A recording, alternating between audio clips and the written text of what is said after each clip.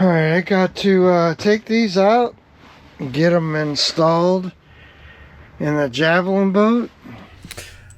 Alright, finishing a snow day today. It's kind of cold out there. A lot of that white stuff on the ground. And, you know, I'm just messing around trying to figure out what I want to do. But, getting ready to install some batteries in this video. Getting ready to watch. And we got a Helix 9. And we got another couple of them, actually. One's at trolling motor, one's at the driver station. And so I wanted to show you guys, like, I just put that trolling motor in. And so what I did was, I measured. And like from here on the side to the tank, it's like 19 inches or so. And yeah, you can see a little better picture there. And anyway, I took a bunch of pictures and I sent it off to the guy at Dakota Lithium, and he gave me this suggestion. I thought I was going to get these two 12-volters, which you can fit like a couple of 24Ms in there. And so this one's, it's over almost 16 inches. And anyway, yeah, 16. And then, it's tall enough. It's plenty tall enough. So he sent me that battery, which I'm kind of excited about, because I think, like, if you were to try to put 36 volts in this boat, it would just be way more power than you'd ever need. And anyway, this is going to be great for him. Got a switch, and then I got a, you don't see it in here, but I got another over there. I got a circuit protector. But I got a picture here. This is my old Champion, which is going to change. Like, they had this old trolling motor, and this is a aluminum piece. And anyway, but I wanted to do 3 24Ms across, and I had to really think about this. And what ended up working was this 63 amp hour battery. And anyway, I'll tell you this, with my Quest, I have a Quest, and Ultrex, Minn Kota Quest, and I go out and rarely do, even on a really windy day, if I'm out there for 8 hours, I'm barely, like, I'm not even at 50% left. So probably I could go out there like 2 days, just to give you guys an idea. Of course, over here on the left, I've got an AGM battery for my engine, which you need to run AGM or a flooded battery. Most of these outboards, the new ones, like, I know Mercury, you can use a multi-purpose lithium battery, but you can't on any of these prior engines. So anything, I'd say probably 2019 and younger, you need to run an AGM or a flooded battery. Also in this picture, I got a couple of these little batteries over here that I bought. So for the fish finder, we are gonna put in, a couple of Dakota Lithiums, and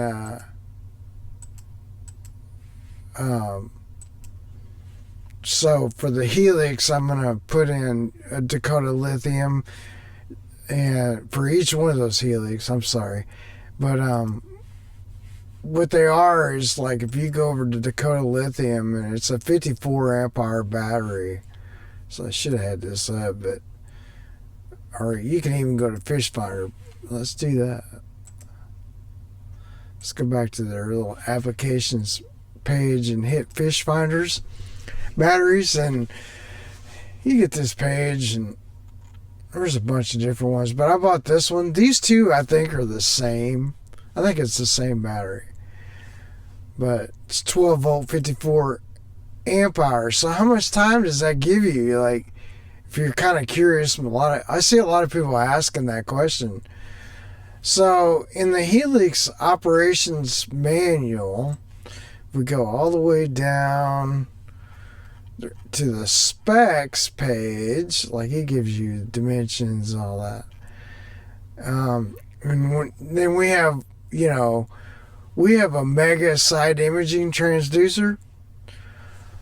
And if we look, its power output max is 500 watts RMS, and it's 4,000 watts peak to peak. And I wish, let me see if my history shows it.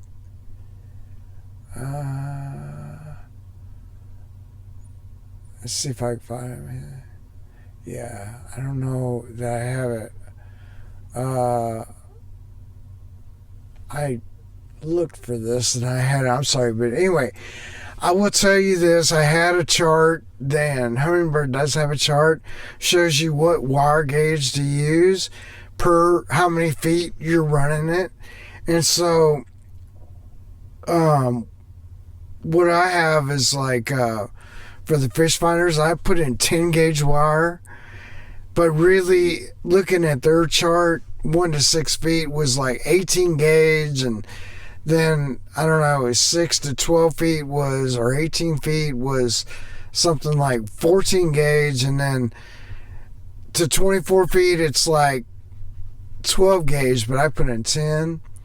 And it's a 5 amp fuse. You have to have a 5 amp fuse.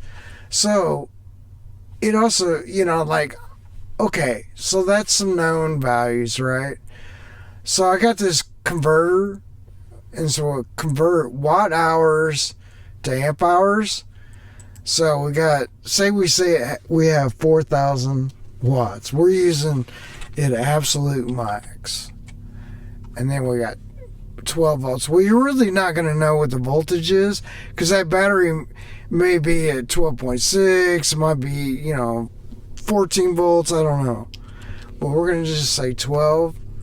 And when we calculate this out, 333 amp hours. But that's not really, it's not really right, because you don't, this is going to fluctuate. So then I got the other calculator up, and I'm going to convert amp hours to hours. So I know I got a 54 amp hour battery. And say the max I'm drawing is 5 amps. I would pop the fuse if I drew more than 5 amps, right? And I'm going to calculate it, and I got 10 hours and 48 minutes is what I would use. But you're never really, I don't know, you're not really ever using that. So, it could be that you're only, say we're drawing 2.5 amps, which is probably more realistic. And then we calculate that. Then we're looking at 21 hours and 36 minutes. So you could see within, if you had 8 hours on the water, how you could use, that battery probably might be good for a couple of days. Now, I know in my Solix, I don't know about the Helix, but you can look now at your batteries. Like, it has an option in there where you can, software, it looks like, says basic stuff like what's your voltage, The one thing I should have said in the last video was that with a lead acid, the thing is, like, when you're running out of battery juice, because it's logarithmic, so the voltage goes down. And like your motor gets a little slower. Whereas with lithium, it's just a straight flat line. And it's just like, it's straight. It's like, say it's 12 volts, 12 volts, 12 volts, 12 volts, 12 volts, and then it's off. And then you're dead in the water. So you kind of want to know like how much you have, and you see someone with the battery BMS, battery management systems, and I don't know, that's good to have because then you kind of know where you're at. That's the best I can give you for now. I'm still digging in. Anyway, if you like this stuff, you know, hit that subscribe button and like button, and you know, hit the bell notification when you'll know when I have a video coming out. And I'll stop pandering, and hope you enjoy the video. So I guess that's part of my project for today. And anyway, it's right here. But I also have to, like, I'm gonna run and get the charger out here on this guy and charge up his battery. And I got the Sailfish 90 horsepower Evinrude 90 special. These was good motors, and I noticed some stuff right away, like cheap prop. Obviously the fin, you know, it looks like it's in ground down, because it's usually about like this, and then somebody kind of ground this in, I guess. I don't know, it's really weird. I guess, you know, it doesn't have to have it so much for this boat, maybe, who knows.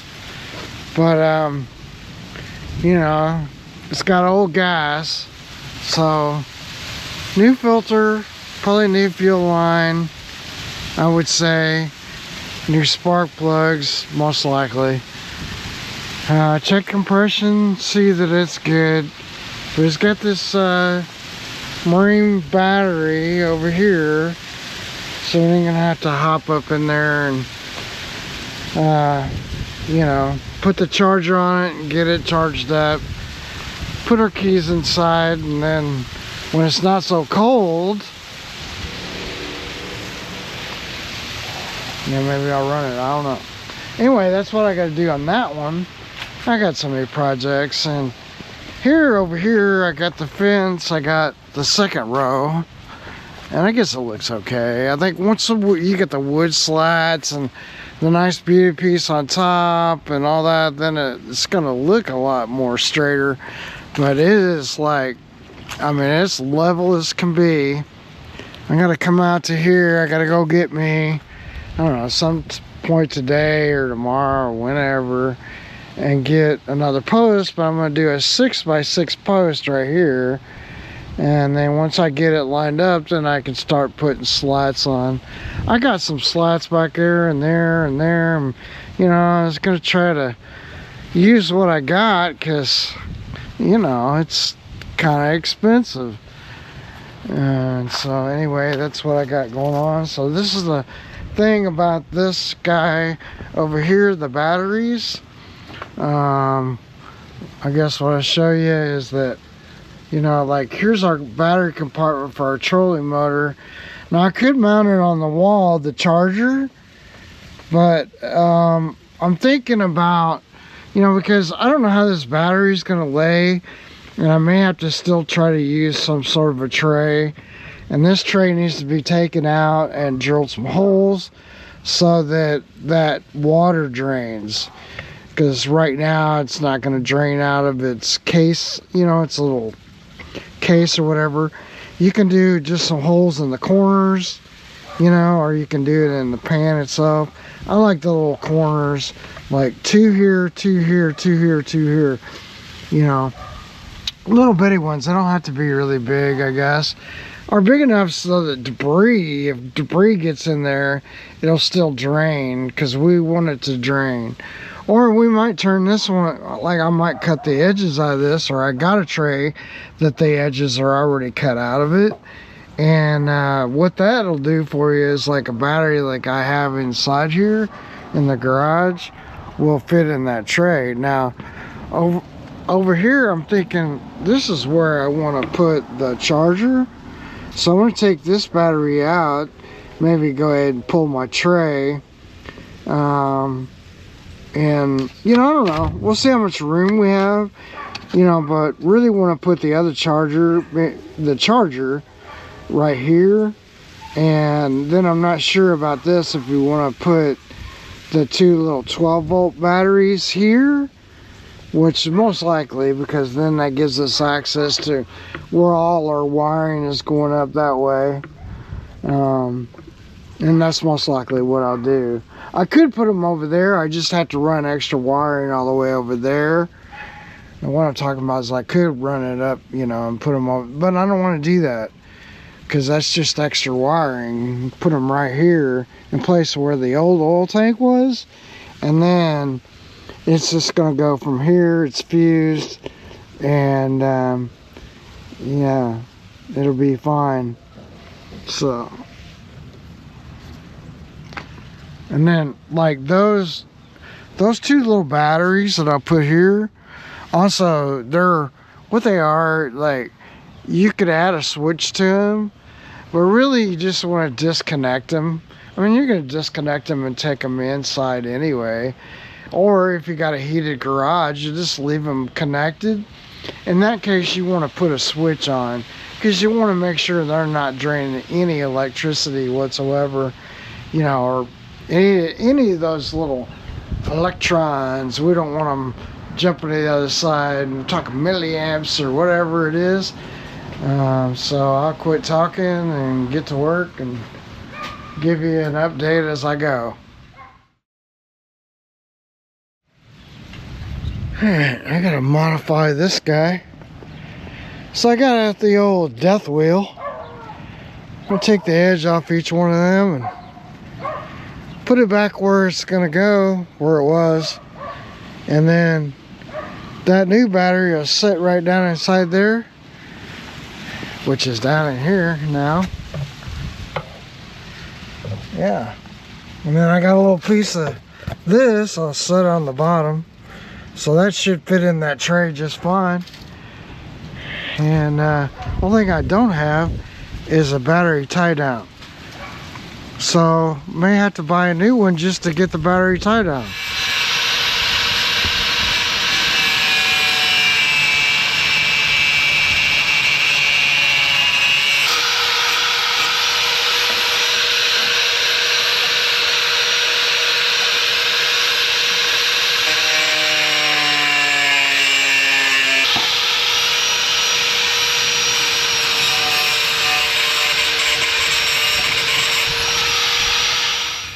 I just bought one of these hammer crimpers, and because basically this cable, I don't know what, because it's probably 6/0, and this is a good name brand, right? It's Timco. So this is a Timco TH0007, and it's a cripper style, and 1 year full refund no matter what. That's what it says, no matter what. So if it don't work, we can send it back, but I know it does. So the best thing to do is just set it on something like my anvil. And I mean, the thing about this is, like, you have this lever it releases, right?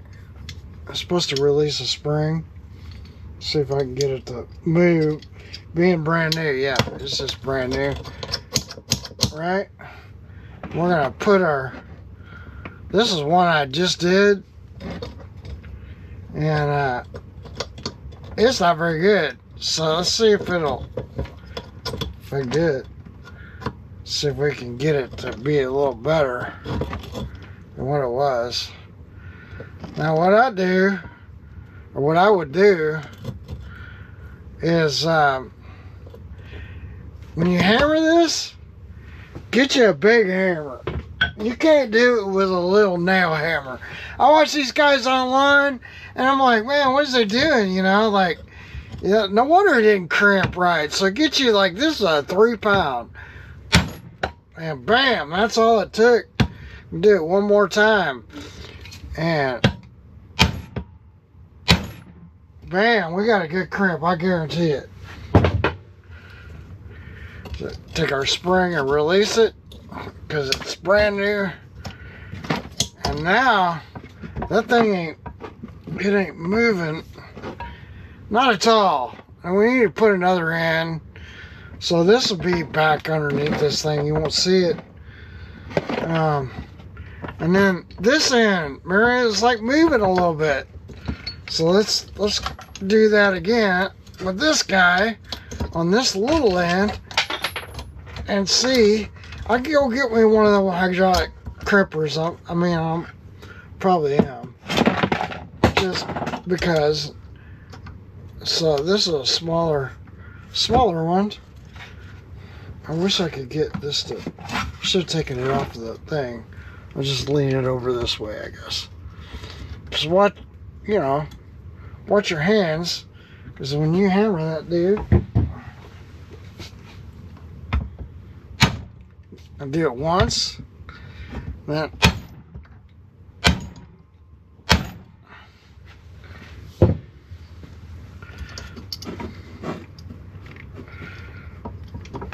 now I just gotta get it released. There it goes. It's weird, like if you can't hold there, you'll push down. Boy, that's almost too much. But look, now it's solid, man. You know, I'll probably even get some shrink wrap. And I bought this little kit online that was like a bunch of these, but it's not as good as these. So I'll just have to see if I got some shrink wrap that's big enough to fit over that. And then that'll be ready now. I got to do one other end, but I want to kind of cut it because it's got to fit, you know. And I'm just talking, but I don't know if I have a big enough piece of shrink wrap. That's another thing, like I'm out of shrink wrap. Oh, it might work. Oh yeah, see. So now I'm going to shrink that since that is positive. And then I need to do another one on this end, but I'm going to wait and see. I'm going to wait and see how much length I need. Alright, here's what our first crimp looks like. That's what it's supposed to look like. It's got a nice little plus right in there. And you can kind of put the plastic sheathing up there enough to get it in there. You don't need any shrink wrap. So like I had made these before using my old crimper. I had to put a piece of shrink wrap here, but now you can see that looks like a nice professional crimp. So I'm ready to put this dude in, I think. I gotta drill the holes for this guy and I'll get it on. Alright, well it's the next day, Saturday, so I don't plan to get too crazy, but this is how this turned out. Give you a shot. Whoa, hey. Yeah, that's how that turned out. Turned out nice. Come over on this side. It's a little colder today, so I don't know how much I'll film because, stop it. So this camera, it's doing it again. Anyway, have to probably do it like about like this. Got our, you know, this is our circuit protector. We got our lock, and then you know I got the key in it. I got it going over to the battery, so that's negative side. Positive is hidden underneath here, so even if we got water leakage, I think we'll be all right. You know, it's not going anywhere near it. Put a cap on it, I guess. They tell you to use. All right, so they also tell you to use some dielectric grease. So now whenever I turn this on, I got my power going up to my trolling motor, and you heard it beep. So we do have power. Yeah, you can see. yeah, I think it's acting up this morning. You can see we have power, so now I just need to wire up a whole bunch of stuff. So I'm gonna go ahead and get some power going up here, and I'm gonna mount my 2 small batteries in the back. I'm gonna put a ram mount here. I gotta get some screws for that yet. I'll put a scan strut, another one of those right here, and that'll do all our cabling except for like this one. But I think we'll just you know, maybe tie wrap up our excess. We also have a network cable. It's gonna come down and hit here too, so you know, unfortunately you don't really want to go in and out. So anyway, and then 2 batteries will live back here in the back.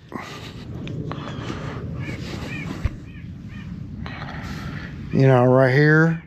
So I'm gonna pull power to the console or driver chair and power all the way up to power the other graph. And I think underneath here, probably mount the network. And yeah, it's gonna be a thing because I have to put, this is the other thing I gotta figure out yet. This wood right here is not really gonna work well because it's a live well right there. So if you put your screws into that, it's just not probably enough meat to really hold it steady. So I think, you know, that's another thing I gotta do. I gotta, you know, I've got some marine plywood and I can take some construction adhesive, I guess, and attach to it so I got something to put, you know, to put my screws into. On the battery over here, you probably can't see it, but I did have a tray. So you can kind of see it there on the edge. My camera freak out on me again. Anyway, that's that looks nice. I don't know, you know, I may want to replace the battery tray. Well, he can always do that later, no problem. So lots to do, and you know, it can be overwhelming a little bit, like, but you just got to start. You got to figure out someplace. Probably dark saying this. Yeah, I don't know what the video will look like, but yeah, someplace you just got to start, and then you just got to get her done. So you go 2-3 different locations, you know. It's a little early. I'm not gonna run a saw, so I think I'll just pull some wire and get that all in. Also, I got to put, you know, down here, I got to get ready and put a transducer, probably a little bit more over here, split the difference between this wire and there, because I guess the tie's going up. I don't know, probably be all right, you know, maybe even right here. Put that transducer, you know, measure over about 6 to 12 inches, and then you can adjust it in your settings, in your you know, in your graphs. So, and then I got the sailfish over here that just showed up yesterday, and I figured out it had a dead battery, and I cleaned all the connections to the solenoid, the starter, and the battery cables, because they're really bad. And I did get it to start turning.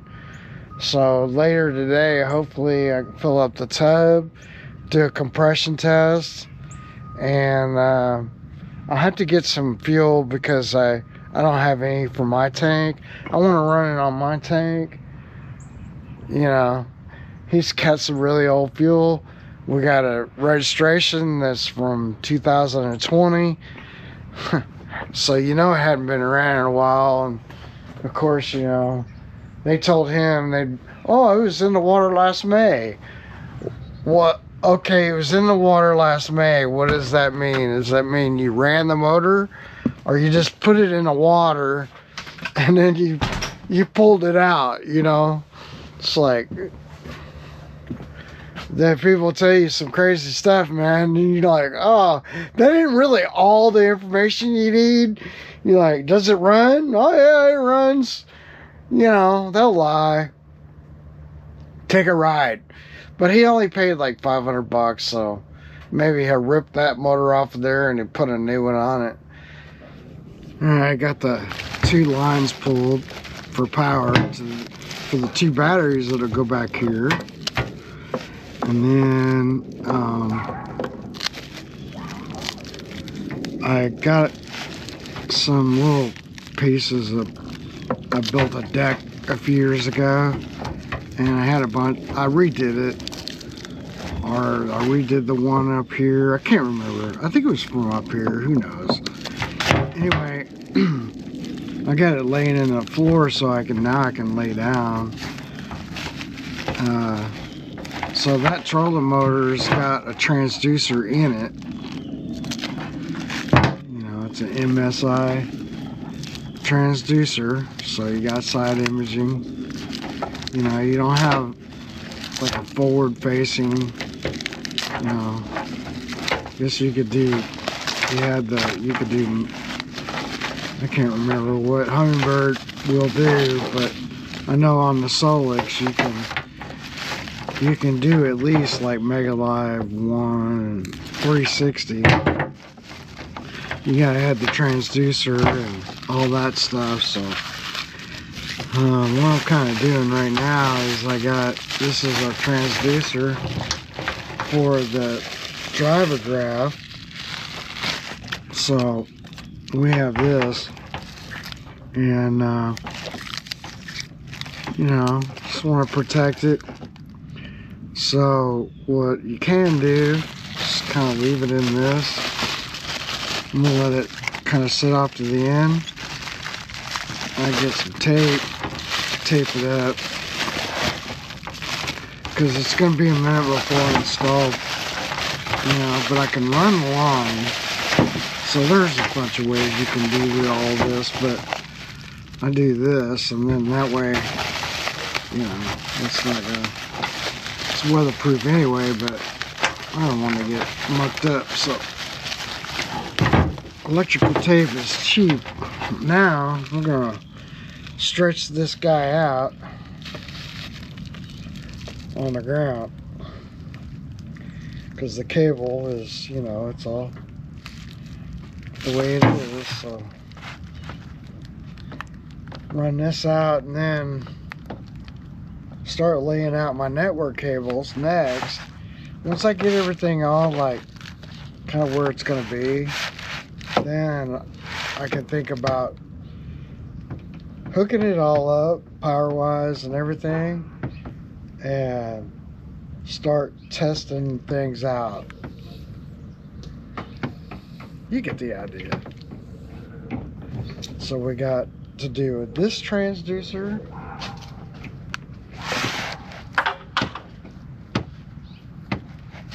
These are stretched out first. You know?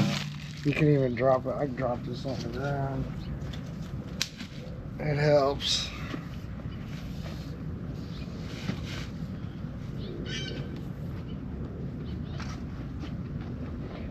And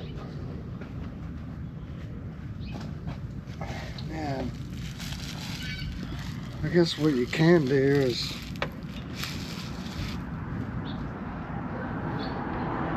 just for now, what I'll do is on the back, I'll get it.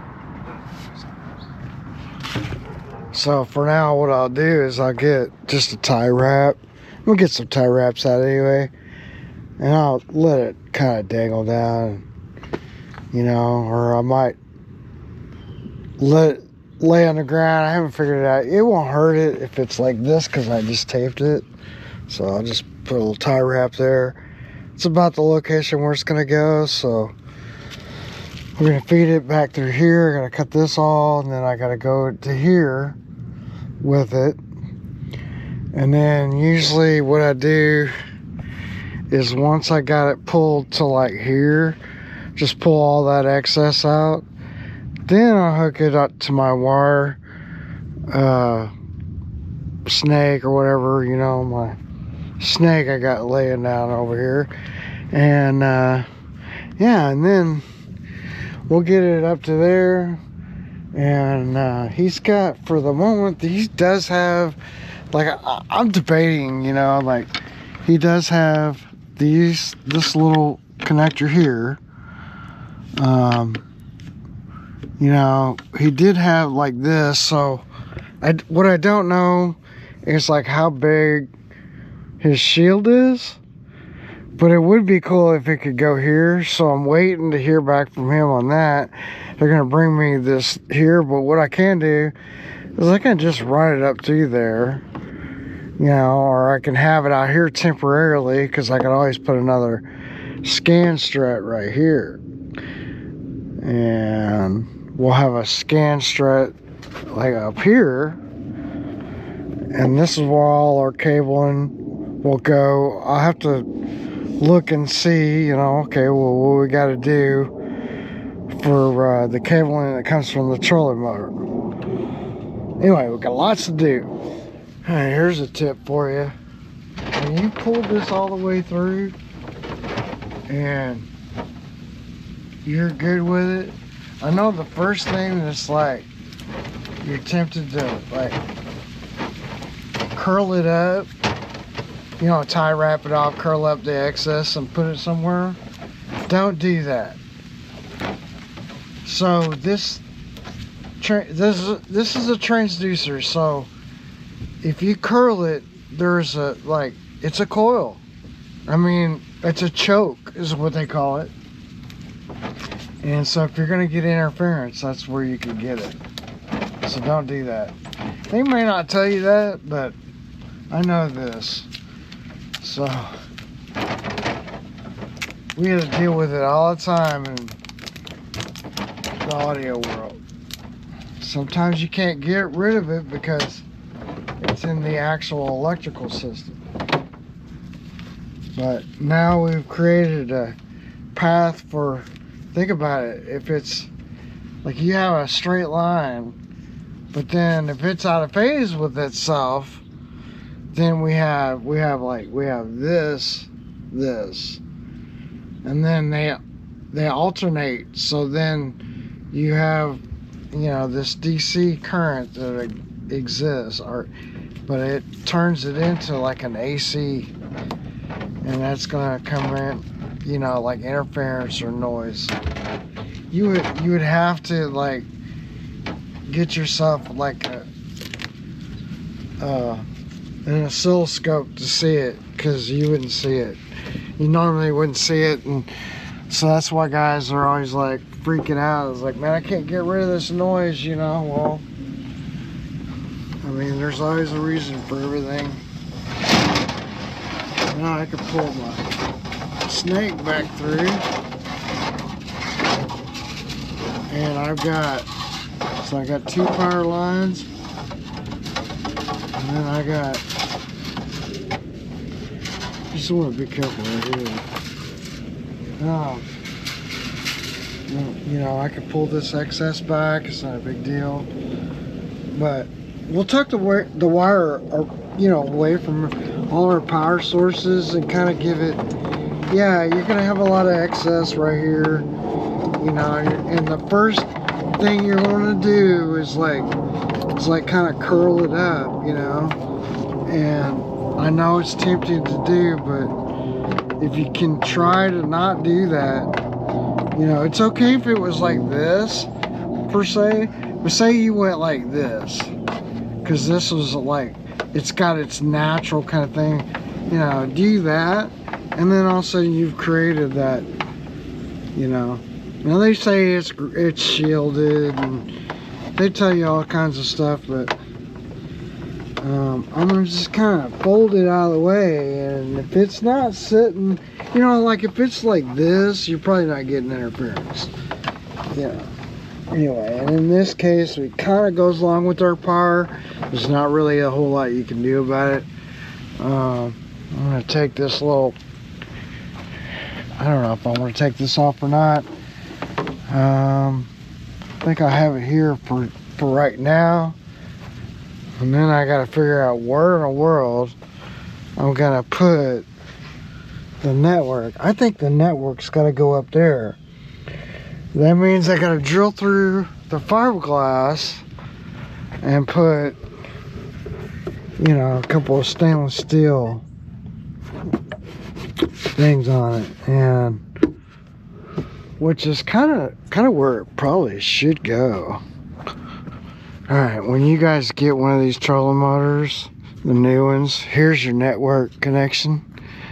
So, you know, we just take that off of there, and you can leave that end on there, Jeffrey.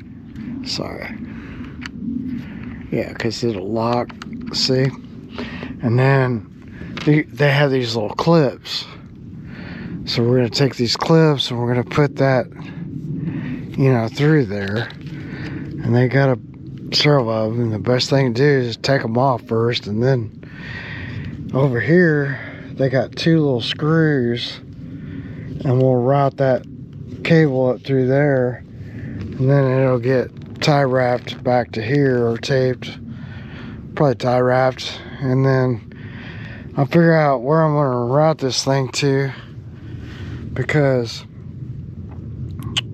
I got to go inside here some way. I really don't want to go through here, but I may. It's just it is a network cable. I think it'll be okay because we got this other plastic sheeting. So yeah, on the clips, they just, like, if you push them whichever way it'll go, they'll just pull, you know, you kind of go to the side there. I think you just go like that. Just don't break them. They'll clear. I'll take all those off, and then I got a network cable.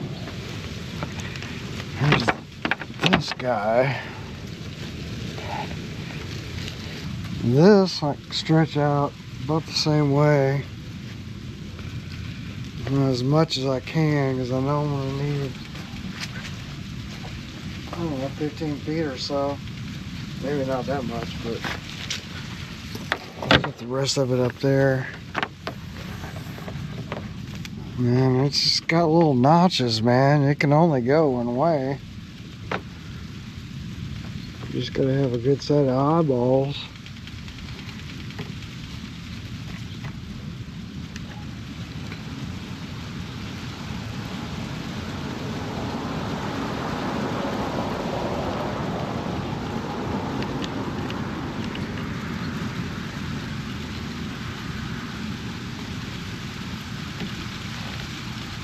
I get it good and tight. So I loosen that all the way up, so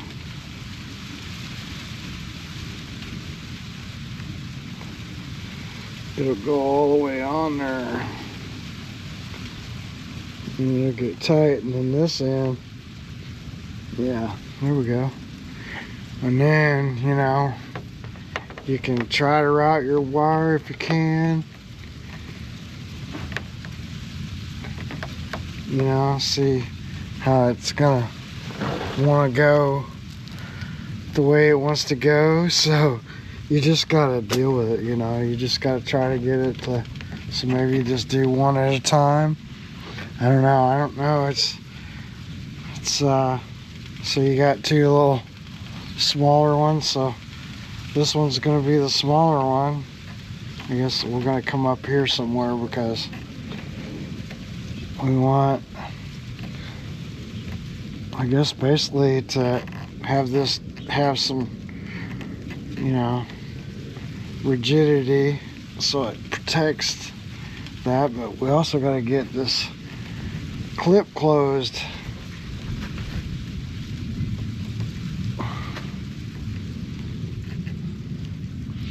And that was like, yeah, it's closed, and then just keep going with it. So, you know, it's like what it is.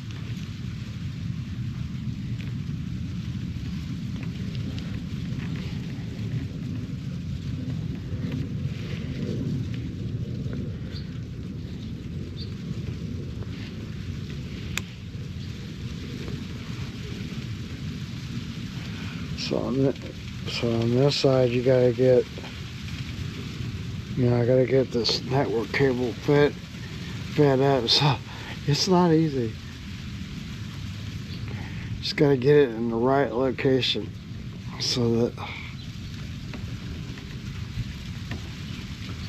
see, I guess I'll go up here.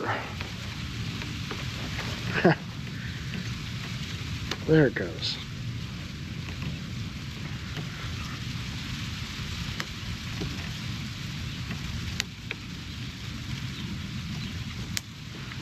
Bam. Yeah, see how it has a smaller region, a larger region. This will be the transducer. This will be the network cable. Yeah. Go down until we get it. So our transducer right now is going to be over here. So we sort of need this network cable over here. No, that's the transducer, yeah. So we want it to be like that.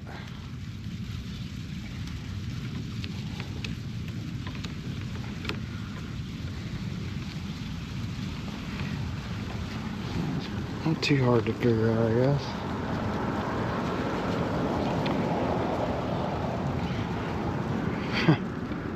It's tight.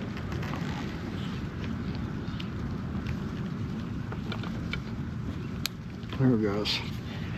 And then we got one more. So let's see if I can make. I need to get.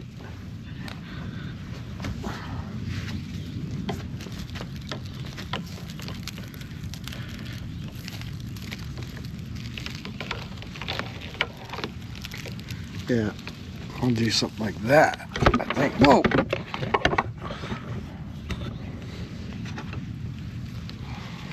So, this is going to have to be on this one.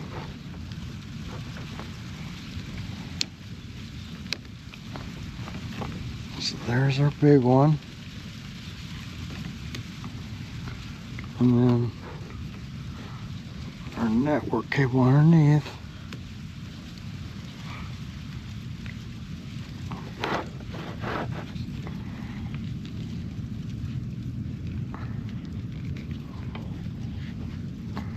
Is that in there right?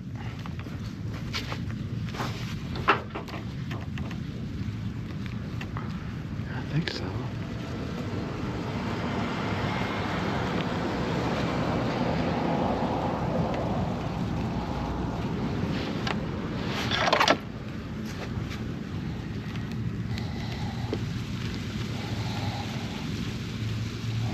Let's go down a little bit.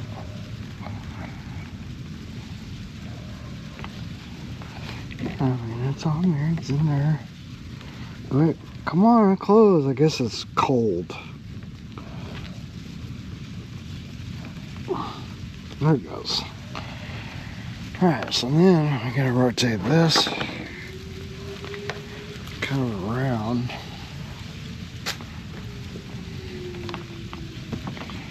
And we're gonna go like this.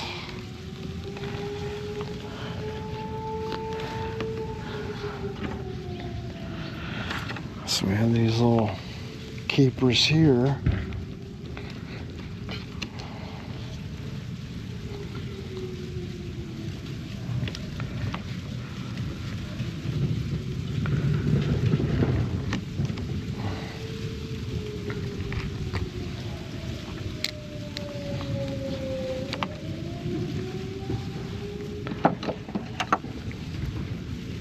Well, they got the sirens going on. I don't know what that's all about.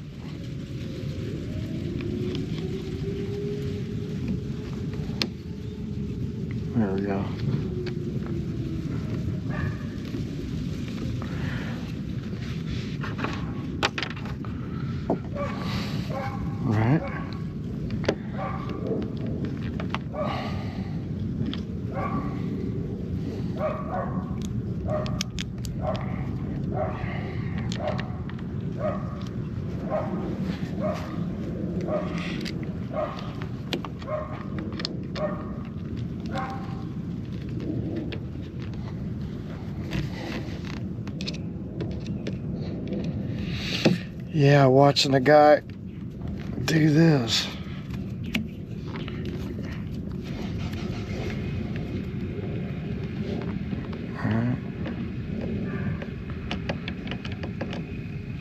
Let's make it straighten this one out. There we go.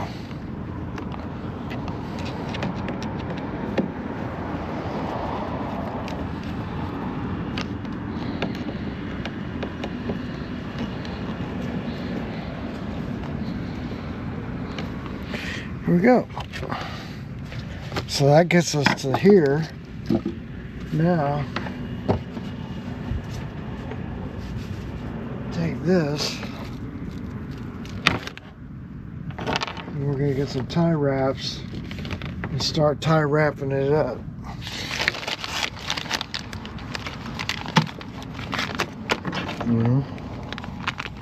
Here's my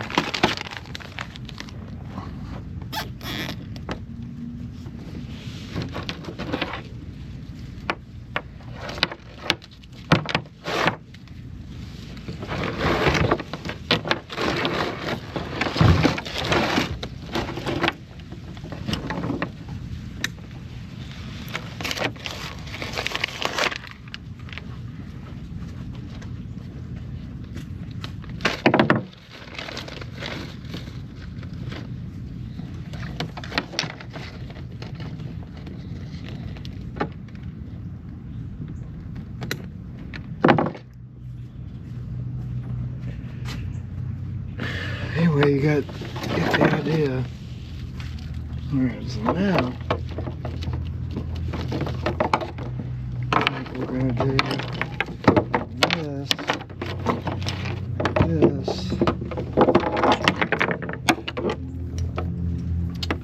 because this is going to just come to right here, so we have a little bit extra.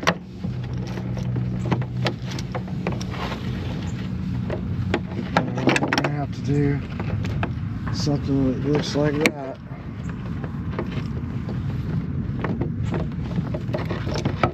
Now this has a choke on it, so it'll probably be okay. I mean, honestly, like, I use mine like this and I don't have any issues, you know. Otherwise we gotta go in and out, or we gotta go in and then out, and we're going to run along this,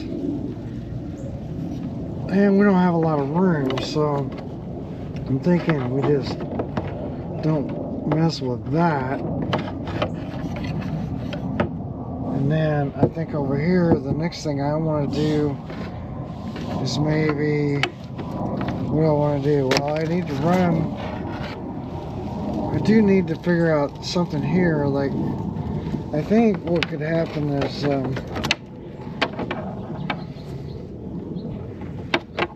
the scan strut here, I run this all the way back. That's what I do. I run this all the way back to the network. And then here will be power, network. And then we have transducer right here. So this, I guess, let me run this out, and I could run it that way.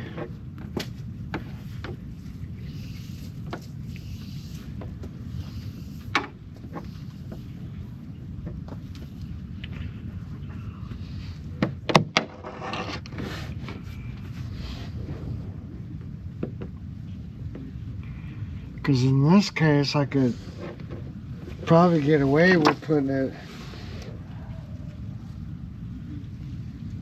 like in the scan strut line, right? Yeah, because then it would just go like that. Okay, I got a plan.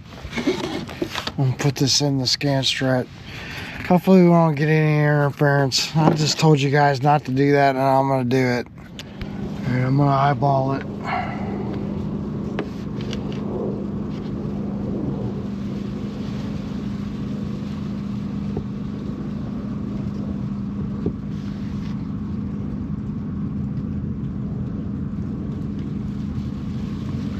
And this is where our piece is gonna be, so you know, yeah, we'll be just fine.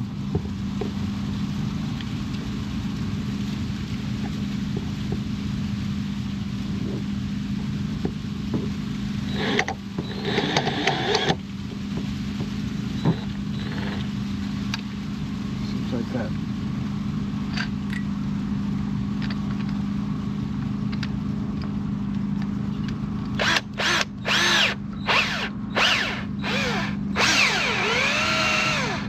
It's pretty crooked looking, if you ask me.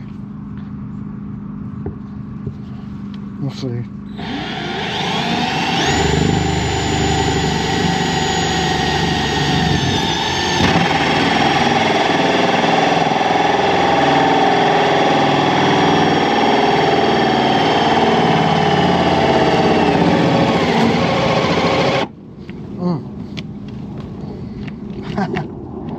Ran out of battery.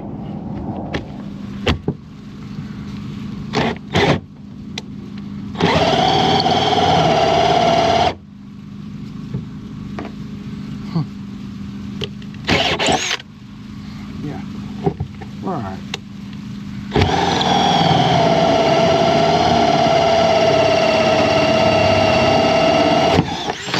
Oh, and I lost my thing. It's all right.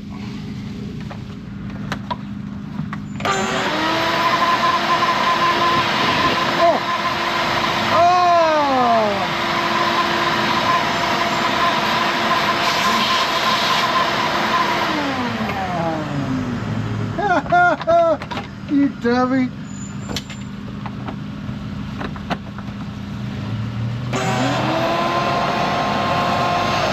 That's what you want if you want to blow it everywhere.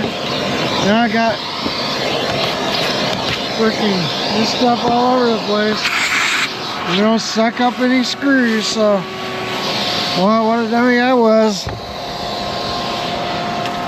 See, man, I had this screw. I just kind of want to do that before I flush that. Oh, my nut's in there too. Oh, wow. I wonder if I can get it out.